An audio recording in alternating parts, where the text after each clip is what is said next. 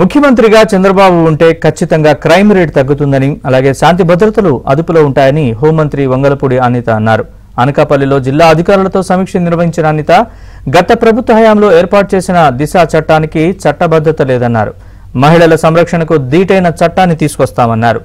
గత ప్రభుత్వ హయాంలో రోజుకు 8 మంది అమ్మాయిల చొప్పున అదృశ్యమయ్యారని, రాష్ట్ర వ్యాప్తంగా వేలాది మంది కనిపించకుండా పోయారని అనిత ఆవేదన వ్యక్తం చేశారు. చంద్రబాబు నాయుడు గారు సీఎంగా ఉన్నారు అంటేనే ఆటోమేటిక్గా లా అండ్ ఆర్డర్ చేతిలోకి వచ్చినట్టే, క్రైమ్ కూడా తగ్గిద్ది. నేనైతే గంటాబద్ధంగా చెప్పగలను. వీలైతే ఛాలెంజ్ అనుకోండి. మళ్ళా క్రైమ్ రిపోర్ట్ ఇప్పుడు నేషనల్ క్రైమ్ రిపోర్ట్ ఇప్పుడు ఎంతవరకు ఉందో దానికి ఇంకా తగ్గుతుందే తప్పించి ఎట్టి పరిస్థితులు తగ్గదు.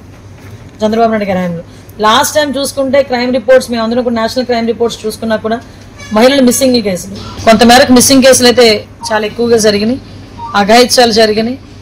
ఓవరాల్గా ఒక రోజుకి 8 సంఘటనలు జరిగేటట్టుగా యావరేజ్ కూడా జరిగింది. అప్పుడు